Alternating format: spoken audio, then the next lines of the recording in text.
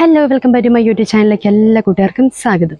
അപ്പം നിങ്ങൾ തമ്പനിയിൽ കണ്ടതുപോലെ തന്നെ നമ്മളുടെ വീട്ടിലുള്ള കുട്ടികളിൽ ഉണ്ടാകുന്ന ചുമയ്ക്ക് ശാശ്വതമായിട്ടുള്ള ഒരു പരിഹാരമാണ് കേട്ടോ ഞാൻ പറയാൻ പോകുന്നത്. ഏറെക്കുറെ പേർക്കെങ്കിലും അറിയായിരിക്കാം, എന്നാൽ അറിയത്തില്ലാത്തവർക്ക് വേണ്ടിയാണ് കേട്ടോ. അപ്പം നമുക്ക് ഈ മരുന്ന് ഉണ്ടാക്കാനായിട്ട് നമുക്ക് വേണ്ടത് പനിക്കൂർക്കയാണ് ഒന്ന്, പിന്നെ ഒന്ന് തുളസിയിലയാണ്.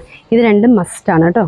ഇതിപ്പോൾ ഞാനിവിടെ 2 തണ്ടായിട്ട് എടുത്തിട്ടുള്ളൂ. ഇതിപ്പോൾ നമുക്ക് കുട്ടികൾക്ക് കൊടുക്കുകയാണെങ്കിൽ ഒരു 6 ടേബിൾ സ്പൂൺ കൊടുക്കുന്ന രീതിക്ക് അതിൻ്റെ ഇല വേണം കേട്ടോ. അപ്പോൾ ഇല നന്നായിട്ട് കഴുകി വൃത്തിയാക്കി ഇത് അതിൻ്റെ വെള്ളമൊക്കെ കളഞ്ഞെടുക്കണം. വെള്ളം ഒരല്പം പോലും ഉണ്ടാകാൻ പാടില്ല. വെള്ളം കളഞ്ഞത് നീര് മാത്രമേ നമുക്ക് ആവശ്യമുള്ളൂ. ഓൾറെഡി ഇത് അങ്ങനെ തന്നെ കൊടുക്കുകയാണ് എന്ന് വെച്ചാൽ നീരെടുത്ത് അങ്ങനെ തന്നെ കൊടുക്കുകയാണ് കുഴപ്പമില്ല. ചില കുട്ടികൾക്കൊക്കെ അതിൻ്റെ കയ്പും രുചിയൊക്കെ കൊണ്ട് പിടിക്കത്തുണ്ടാകത്തില്ല.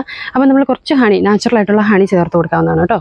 ചുമയൊക്കെയുള്ള കുട്ടികളാണെങ്കിൽ അന്നേരം മധുരം തുടങ്ങും. നമ്മുടെയൊക്കെ വീട്ടിൽ കുട്ടികൾ ഒരു 7 മണി തൊട്ട് ചുമയ്ക്ക് ഒന്നും നിർത്തത്തില്ല. ഒറ്റ ഒരു ചുമ തുടങ്ങിക്കഴിഞ്ഞാൽ പിന്നെ നിർത്താണ്ട് ഇങ്ങനെ ചുമച്ചുകൊണ്ടേയിരിക്കും.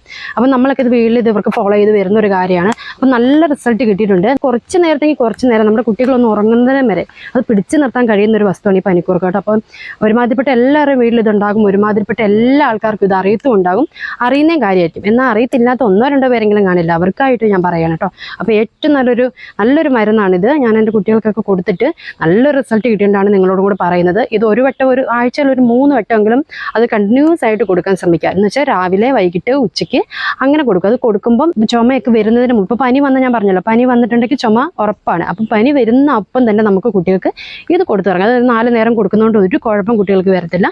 അപ്പം നല്ലതാണ്. അപ്പോൾ തേനും കൂടി ഒഴിച്ച് കൊടുക്കുമ്പോൾ അവർക്കത് ഇഷ്ടമൊക്കെ ഉണ്ടാകും. നല്ലൊരു മാറ്റം കുട്ടികൾക്ക് ഉണ്ടാകും. അപ്പോൾ ഇതെല്ലാവരും ട്രൈ ചെയ്യണം കേട്ടോ. അപ്പോൾ ഇന്നത്തെ വീഡിയോ ഇത്രേ ഉള്ളൂ. മറ്റൊരു വീഡിയോ ആയിട്ട് നമുക്ക് പിന്നെ കാണാം.